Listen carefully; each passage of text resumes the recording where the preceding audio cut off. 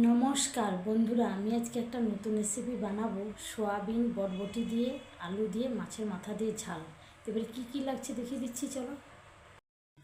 এই যে বরবটি, সোয়াবিন আর আলু দিয়ে যে মাছের মাথা দিয়ে যে ঝাল হবে, এবারে কী কী লাগছে দেখিয়ে দিচ্ছি। এবার দেখো, একটা মাছের মাথা আছে। মাছের মাথাটাকে আমি সুন্দর করে ধুয়ে পরিমাণ মতন লবণ, পরিমাণ মতন হলুদ মাখিয়ে রেখে দিচ্ছি।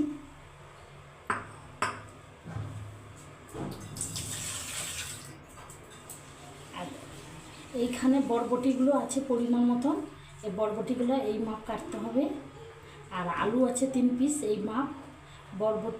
আলু 3 পিস, বরবটি পরিমাণ মতন। আর এইখানে সোয়াবিন আছে পরিমাণ মতন। আর এই যে বরবটি দিয়া আর সোয়াবিন দিয়ে আলু দিয়ে যে মাছের মাথা দিয়ে ঝালটা হবে, আমি কিন্তু সরষের তেল ব্যবহার করবো না, সাদা তেল। সাদা তেল পরিমাণ মতন আছে। 1 চামচ হলুদ, অল্প আদা, একটা টমাটম, একটা পেঁয়াজ কুচা, 3টে তেজপাতা, একটা শুকনো লঙ্কা আর 6টা কাঁচা লঙ্কা। আমি গ্যাস জ্বেলে দিচ্ছি, কড়া বসিয়ে দিচ্ছি। দেখো, মাছের মাথা তো ঝাল হয়, ঝোল হয়, অনেক কিছু আইটেম হয়, কিন্তু এই যে সোয়াবিন দিয়ে বরবটি দিয়ে মাছের মাথা দিয়া ঝালটা খেতে এত ভালো লাগবে। গরমও পড়ছে। আর সরিষার তেলে করবো না, সরিষার তেলে বেশি ঝাঁঝ হবে। আমি সাদা তেলে যে পরিমাণ মতন দিয়ে দিচ্ছি।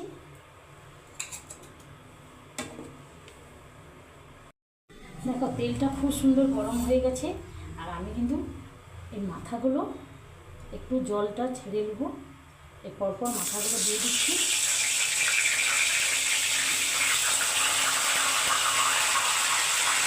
দেখো, সোয়াবিন দিয়া আর বরবটি দিয়ে আলু দিয়া মাছের মাথা দিয়ে ঝালটা আমার ঠাকমা করতো, আর খেতে এত ভালো লাগতো।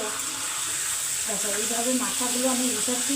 আর সাদা তেলে করতো বলে, আমি সরষের তেল দেবো না ঠাকমা, বলে সরষের তেলে দেবো না, এই রান্নাটা সাদা তেলে করলে টেস্টটা বেশি হবে।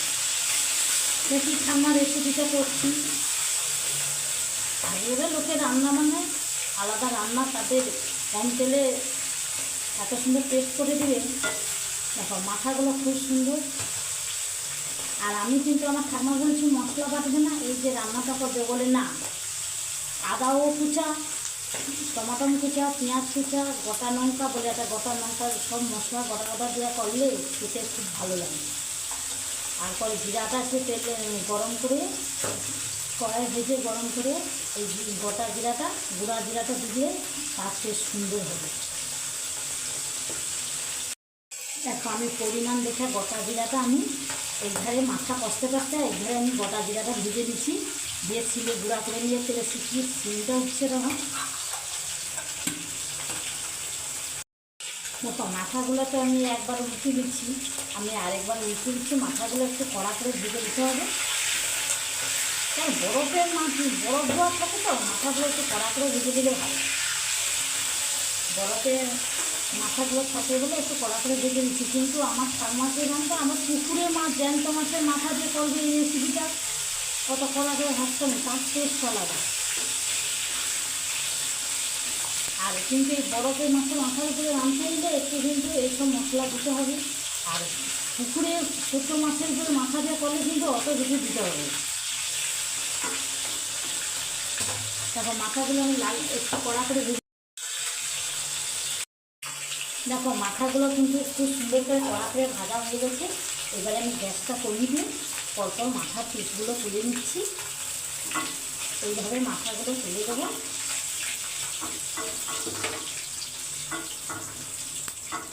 মাথাগুলো খুব সুন্দর ভাজা হয়ে গেছে। দেখো, এবারে ওই যে গ্যাসটা কমা আছে, যেই তেলে মাথা ভেজেছি ওই তেলে সোয়াবিনটা আমি একটু হালকা করে ভেজে নিচ্ছি।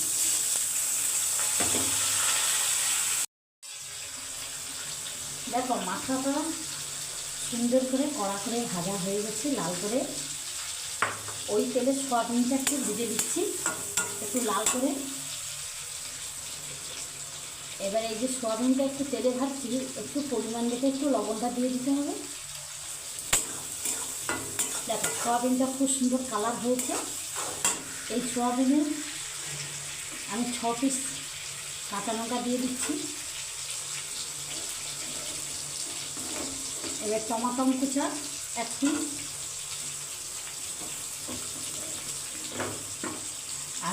পেঁয়াজ কুচা 1 পিস। এই সব এই মাথা কষা হয়ে গেছে, তারপর সেই তেলে সয়াবিন, তারপর 6 পিস কাঁচা লঙ্কা, একটা টমাটো আর 1 পিস পেঁয়াজ। তারপর সয়াবিনটা লাল হয়ে গেলে ভাজা হয়ে গেছে, আমি 6 পিস কাঁচা লঙ্কা দিয়েছি, একটা টমাটো কুচানো, একটা পেঁয়াজ কুচানো, আর একটা শুকনো লঙ্কা দিচ্ছি, আর 3 পিস তেজপাতা, আর 1 চামচ হলুদ। তেজপাতা দেওয়ার পরে 1 চামচ হলুদ দিয়ে দিচ্ছি, কেন সয়াবিনটা কালার হবে, কি সুন্দর কালার দিতে দেবে।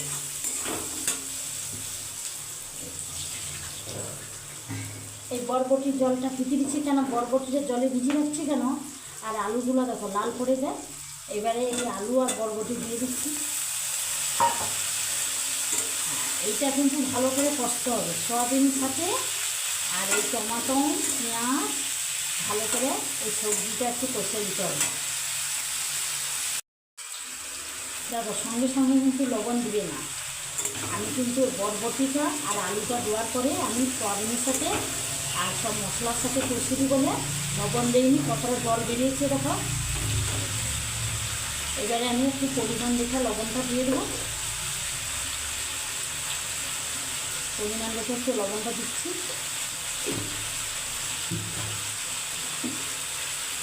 আমার ঠাকুমারও সয়াবিন যদি বাড়িতে থাকে সয়াবিন ভিজিয়ে দিবে, গাছ থেকে বরবটি তুলে দিবে, তুলে দিয়ে তবে এই রান্নাটা মাসে মাথাতে এই রান্নাটা করবো। আর পুকুর থেকে চিংড়ি মাছ ধরে দিবে, দুটো তরকারি ছাড়া বেশি করবে না, পুকুর থেকে জাল নিয়ে চলে যাবে, চিংড়ি মাছ ধরে চলে যাবে, পাকা তৈরি দিয়ে মাখা মাখা টক, তার সাথে আলু ভাতে দিয়ে দিবে, এইটা দিয়ে খাওয়া হয়ে যাবে। দেখো লবণ দিয়ে আমি খুব সুন্দর বেশ লাড়াটা হয়ে গেছে। এবারে আমি 5 মিনিট ঢাকনা লাগিয়ে রেখে দিচ্ছি।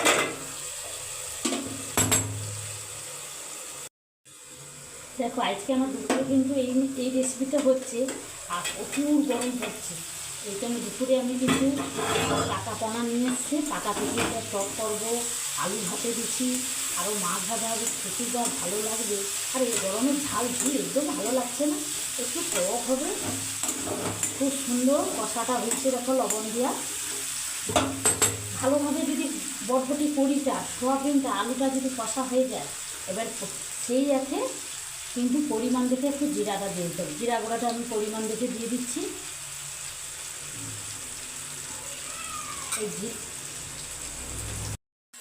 দেখো এই যে জিরা গুঁড়াটা দিচ্ছি, এই বরবটির সাথে আলুর সাথে সোয়াবিনের সাথে ভালো করে একটু কষিয়ে দিতে হবে এইভাবে।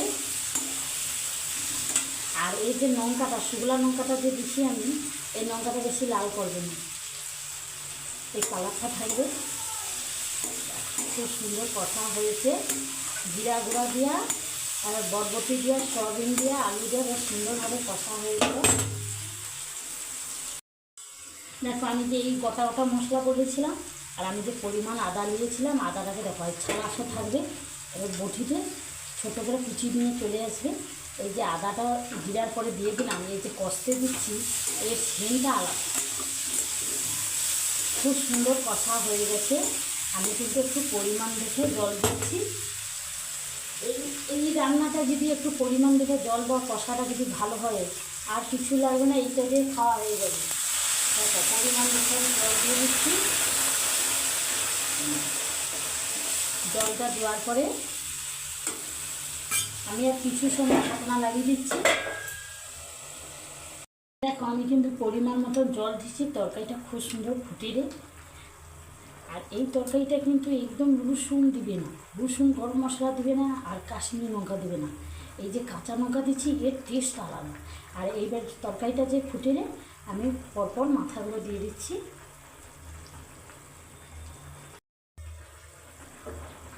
দেখো তরকারিটা ভালো করে ফুটিয়ে দিলে পরপর মাথাগুলো দিয়ে দিবে, এইভাবে মাথাটা দিয়ে দেবে। মাথাগুলো কিন্তু একদম গুঁড়া করবে না, এইভাবে মাথাগুলো দিয়ে দিচ্ছি। এবারে এর উপরে কী দিতে হবে বলো তো, আরও টেস্ট হবে। জিরা গুঁড়া তো দিয়েছি, বাড়িতে যদি ঘি থাকে ঘি একটু দিয়ে দিবে মাথা ধোয়ার পরে, আর নাহলে মিট মশলা যদি থাকে, আমি এর মাথা ধোয়ার পরে একটু মিট মশলা দিয়ে দিচ্ছি, একটু পরিমাণ দেখে মিট মশলাটা দিয়ে দিচ্ছি। দেখো মিট মশলা দেওয়ার পরে একদম লাগতে হবে না। এইবারে মাথাগুলোকে এইভাবে খুন্তি দিয়ে দিয়ে এবারে একটু ঢাকনাটা কিছু সময় একটু ঢাকনাটা দিয়ে দিলে ভালো। মশলাটা বেশ মিট মশলাটা সবজির সাথে বেশ মিক্সড হয়ে যাবে আর আলুগুলো সিদ্ধ হয়ে যাবে। দেখো এবার কিন্তু আমি ঢাকনাটা তুলে দিয়েছি। এই মিট মশলা দিয়েছি না, মিট মশলা মাথা দিয়েছি, এবার আমি ঢাকনাটা তুলে দিচ্ছি। দেখো ঢাকনাটার আগের একটা কি সেন্টটা উঠছে, দেখো খুব সুন্দর হয়েছে, কালারটাও খুব সুন্দর হয়েছে, আলুগুলো সিদ্ধ হয়ে গেছে, বেশি সময় যায় না। মাথা দেওয়ার পরে মিট মশলা দেওয়ার পরে কিছু সময় ঢাকনা লাগিয়ে দেবে। আমার কিন্তু এইখানে কিন্তু রান্নাটা কমপ্লিট, আমি দেখিয়ে দিচ্ছি চলো। দেখো এই যে সোয়াবিন, বরবটি, আলু, মাছের মাথা দিয়ে ঝালটা এখানে কমপ্লিট হলো। এই গরমে খেতে এত ভালো লাগবে। ভালো যদি লাগবে আমাকে লাইক করবে, শেয়ার করবে, কমেন্ট করবে। আগামীকাল দেখা হচ্ছে, সবাই ভালো থাকো।